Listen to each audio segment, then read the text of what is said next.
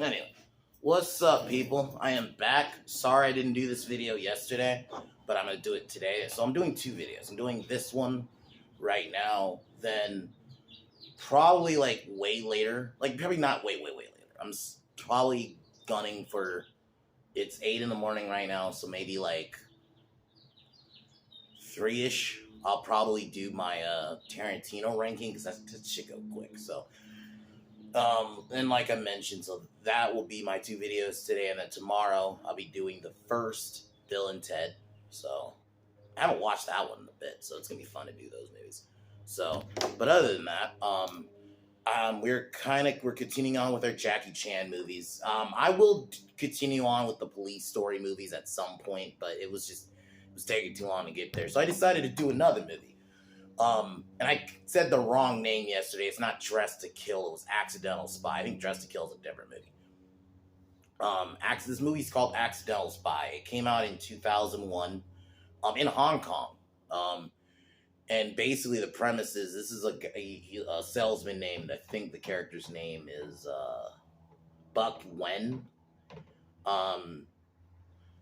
Starts off as just like a normal salesman, foils a robbery, and basically the CIA sees him and they want to use him, and basically he becomes an accidental spy and he goes on crazy adventures. And like with all Jackie Chan movies, the stunts are crazy. Like that, for any, like, that's the thing about Jackie Chan, and I've been saying this pretty much in all of my Jackie Chan reviews. The stunts he does, even for like a comedy movie like The Tuxedo, he will go crazy with the stunts. Even in this movie, this is one I'll admit I've never seen, or if I have seen it, I didn't put two and two together. But this was a really good movie.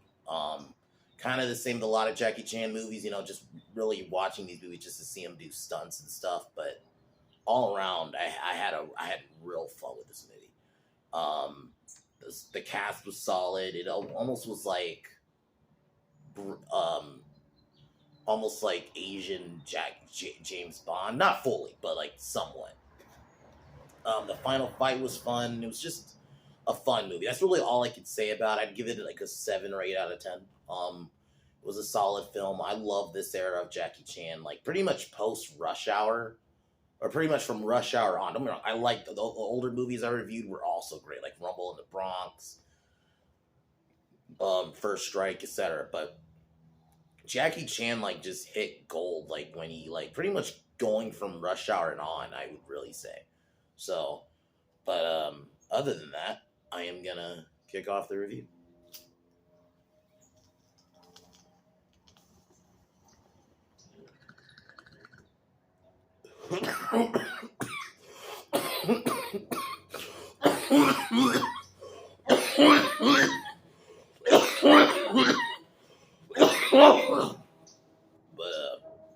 Yeah. So the movie kicks off. We're at this like village where a team of scientists are trying to find a cure. Granted, we're not told this. I'm just kind of jumping ahead. So they're trying to find a cure for pneumonia. A group of guys show up and shoot it up. They're terrorists who pose as scientists. Well, I'll admit, watching this part, I was like, wow, I didn't expect. Because usually Jackie Chan movies, unless a lot of them are comedic, and granted, people died in Tuxedo, but most of the time it's just him doing martial arts and not killing people. So that's why I was hoping he got me. I was like, wow, just a bunch of people just got shot to death. But okay. So that happens. Then we go to Hong Kong. We meet Buck Wen, who's he sells exercise equipment. I thought the scene where he's trying to sell exercise equipment to this woman was pretty funny. Jackie Chan, like, I'm not gonna lie, I love his comedy. Like, cause he's like, I'm one of the, like, I'm not the biggest fan of physical comedy at times, because I think it could get a bit annoying, but I actually think Jackie Chan knows how to do it and not like make it annoying. So after the attempt to sell didn't work, he I think like he was on break or something, and he notices a robbery in progress and ends up foiling the robbery, stealing the money, We get a scene where he jumps from a building to like this scaffolding thing, which is like, god damn, Jackie. Like just like the stunts he's willing to do for any of his movies. Even like I said in the first police story, he slid down a chandelier. Like the dude will do a bunch of it's crazy, man. Like that's why like I will always give him all the respect in the world. So after foiling the robbery, he kind of becomes a local celebrity. A stranger named Manny shows up who you might recognize from I think he was in the movie Hitman with Jet Li. Basically approaches Wen and looking for his age. And then this is where we get the reveal that Wen needs to go to Korea to meet his long lost father because his long lost father wants to give him his fortune. So this is where he agrees to Wen agrees, goes to South Korea and meets Park, who's his father, who I think is a solid character. Not a lot of character because he's sick. We get a solid scene between him and Park. Like I think we get two. And this is where Jackie is asked by a reporter named Carmen about information on basically his father, and he says he doesn't know. He goes back and saves his father from a group of thugs. So we get another couple of cool fight scenes in this movie. I'm always down to just watch Jackie Chan fuck up a group of people. It's just always fun. So after scaring away the thugs, his father dies. And then while after dying, I think they have a small funeral. A guy gives Wen like a box from his father that like has all this has a key that says you want to play a game. And basically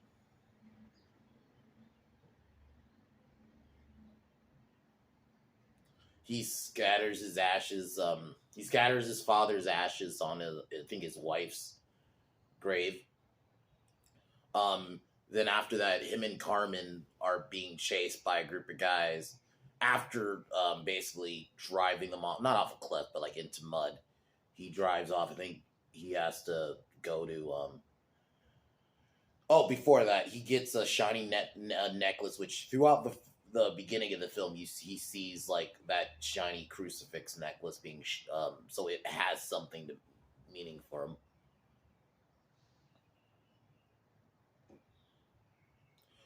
He finds out because his father had business in Turkey and he was trying to figure out why. And it turns out that there's a bank in Istanbul. Sorry.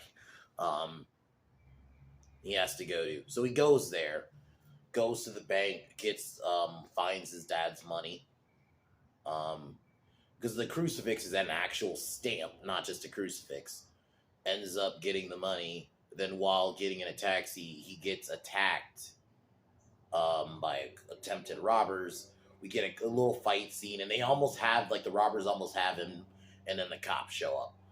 And then after being dropped back off at his hotel, this is where he meets Young, who actually works for the bad guy. I'll admit is kind of weak because they don't really tell.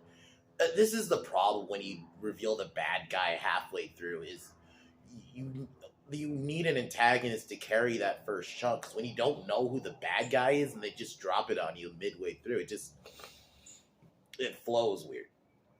So we meet Young. She's the one who has the wait for me thing on her, and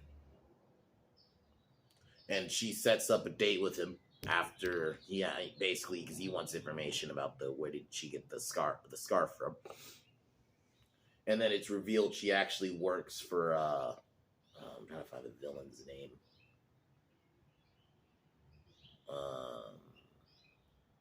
The villain's name is Lee. Yeah. So, it turns out she actually works for Lee. Then, while at a Turkish bath, Wen gets accosted by a group of thugs again. We get a big chase, and you get some funny moments, like because he's in a towel. He's only in a towel, and he, obviously gets snagged on a thing, so see his ass. It's like that kind of physical comedy where it's not overdone, so I'm fine with it. So after getting some clothes, he meets with the CIA, and it turns out Camp Carmen is actually CIA, not a reporter. Um, and it turns out what the villain wants is a thing called Anthrax 2, which is a more powerful weapon. And then it turns out, and then they're dealing with. They do mention opioids, like a more powerful version. Um, Lee wants to buy the anthrax, so that's pretty much kind of the plot. Um, and it basically this is where Yen gets to reveal that Yang works for him. So after he meets up with Yang, still tries to tell her like she's a bad guy, and she tries to say, well, he basically like the typical like, well, he helped me and all this shit, and then Lee's thugs show up. They end up capturing both, and we get a scene where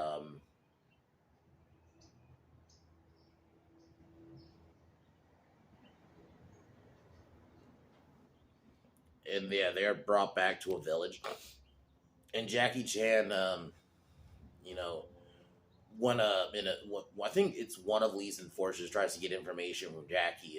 Mercenaries attack the village. We get kind of like a giant shootout. Jackie gets out, frees Yang, and basically they escape on like a makeshift boat while destroying the pier, because I think Jackie like sets up ropes and basically pulls it and destroys it, and they escape. And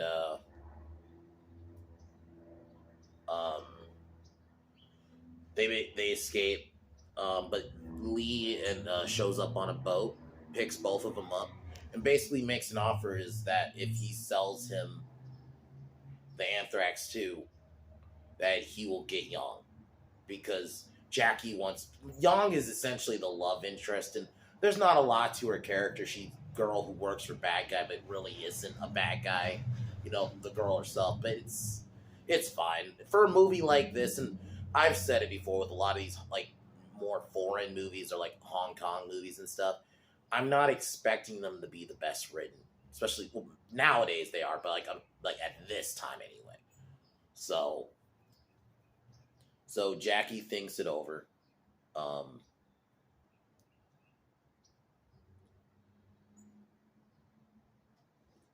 um, so he goes and finds his father's old church that he went to, and it meets a priest who actually let him stay there for a while, and this is where he finds the Anthrax 2, and it says game over. When ends up handing the Anthrax to him, but turns out that Ray altered the deal. Not Ray, Lee altered the deal. Basically, Yang came with him, but Yang overdosed on drugs, because it turns out he gave her a fatal dose basically to fuck him over. So after that happens, Wen gets arrested, but Carmen bails him out. Philip, the black guy you see throughout the film, scolds Buck, because he's not Lee in this movie. Scolds Buck for basically giving the bad guy the anthrax. And after that, Wen goes off on Carmen and basically says the CIA never cared about her. It was always about their end game. Kind of storms off, but then, feeling sorry, Carmen calls Wen and tells him that the CIA is making a deal with Zen the next day at an airport. So when Zen arrives at the airport, he shows up in a motorcycle. We get this giant chase. That plane ends up crashing, but Zen and one of his thugs pick him up in a car. Wen chases him in like I think it's like a motorcycle thing. Chases him in that. We get like a giant chase. Um, but they end up running into a tanker, which causes fire. One of the Zen's thug gets thrown out the car. Then when Zen tries to shoot but Wen ends up Zen ends up getting burned alive because the tank fire gets worse, and Wen makes it in the car with Carmen, but he says we gotta save the guy in the truck because the tanker's about to explode. So after a dope action scene of him saving the guy's wife and the guy himself, he drives pretty much the tanker off a cliff, and it blows up. The explosion didn't look great, but it's fine.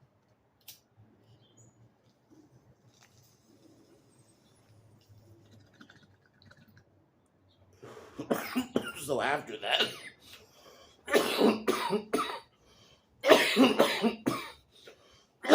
he regains consciousness, and he meets Manny Liu again, and it turns out Manny Liu is a government guy. That the guy he was playing days before was not real. Basically offers him to join the government, and then the credits scene, he becomes a spy, and Wen becomes a spy. I would not have minded a sequel to this movie, honestly, but I don't know, maybe it just didn't do well enough. But this was a fun movie, man. This era of Jackie Chan was just so fun, and even at this time, I like that he kind of went back to his roots, because this is a Hong Kong film, because this is post Rush Hour Jackie Chan, so. He was becoming big in the West, but it's kind of cool. Like every now and then, he still went back and did movies in Hong Kong. But yeah, this was a fun one. I liked. It was a fun little spy movie, even though it didn't really feel like a spy movie at times. But the fight scenes were great. But the characters, I'm not expecting great characters in movies like this. Not like when I mean great, like characters that are like amazingly written. It's fine. Nothing wrong with every now and then having a simple character. You had some fun action scenes. It was fun seeing Jackie fuck shit up. Fun set pieces. A lot of I like the fact that they went to different countries. That's one thing I will say about like spy movies I like is the exotic set pieces and the traveling they go to. Like they don't just like spy movies aren't just set in like one place. So, but if I were to give this movie out of 10, I'd give it like a solid 8, honestly. I enjoyed it. I had fun with it. I definitely recommend. It's on HBO Max, so if you have it, it's on there.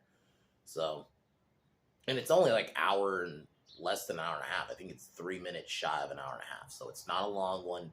It's paced perfectly. It's not boring. So definitely recommend. I love this era of Jackie Chan. So I think next week for Jackie Chan movie, I don't think it's not going to be on Monday though. It'll probably be on another day. But I'm thinking of maybe doing the Medallion.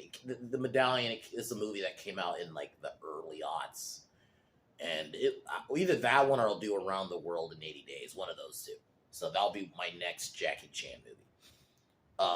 Later today, I will be doing my ranking of the Tarantino films, and I cannot wait because. The journey I've been taking with Tarantino, even though I've seen all these movies already, has been fucking fun. So, and I'm finally happy to say I went through those movies. So, but it'll be fun to rank them. So that'll be later. I'll probably try to. That'll still be. It'll probably be daytime when I do it. So, but other than that, not much. So. Just saying, watch this movie. It was a pretty fun one. If you wanted to see Jackie Chan fuck shit up, watch it. But as usual, I'm gonna cheers and then peace out.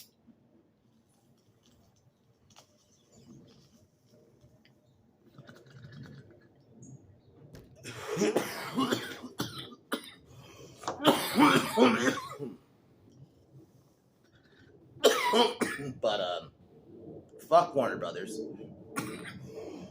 Fuck Disney. Fuck LeBron. Fuck Seth Rogen. Fuck Joy Reid. Fuck Elvira. and fuck the Biden administration. I'll talk to y'all later. Peace.